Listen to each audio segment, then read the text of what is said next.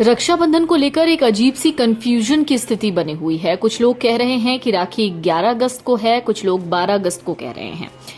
लेकिन इसके पीछे की वजह जान लीजिए। रक्षाबंधन के त्योहार पर इस बार भद्रा का साया है। ऐसे में रक्षाबंधन 11 अगस्त को मनाया गया और 12 अगस्त को, इसको लेकर अलग अलग तर्क हैं।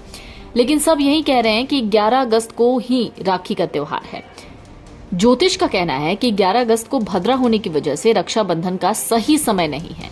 रक्षाबंधन को लेकर जो कई ज्योतिष ऐसा भी मानते हैं कि 12 अगस्त ही रक्षाबंधन का त्योहार है।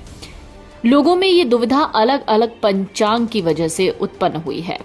शास्त्र कहते हैं कि रक्षाबंधन सूर्यास्त्र और भद्रा में नहीं बांधा जाना चाहिए। दरअसल 11 अगस्त को भद्रा काल सुबह से लेकर रात 8:55 तक है। हिंदू मान्यताओं के मुताबिक रक्षाबंधन जैसे शुभ कार्य सूर्यास्त के बाद नहीं किए जाते। ऐसे में 11 अगस्त को रात्रि में राखी बांधना उचित नहीं है। इस दिन बहन ना तो भद्रा काल में भाई को राखी बांध सकती है, ना ही रात को। इसलिए कुछ लोग इसे 12 अगस्त को भी शुभ मान रहे हैं।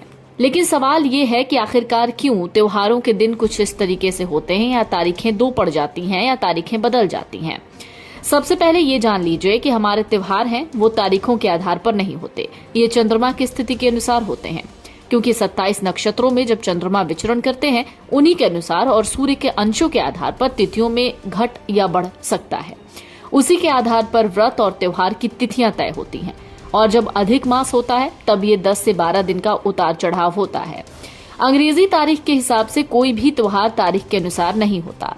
अब आप मकर संक्रांति का उदाहरण लेंगे तो आपको बता दें कि 14 तारीख को ही मकर संक्रांति क्यों आती है। तो इसमें आप ये देख सकते हैं कि सूर्य जो हर महीने एक राशि का भ्रमण करता है, वो एक निश्चित अवस्था होती है, इसलिए सूर्य संक्रांति 14 तारीख को आती है।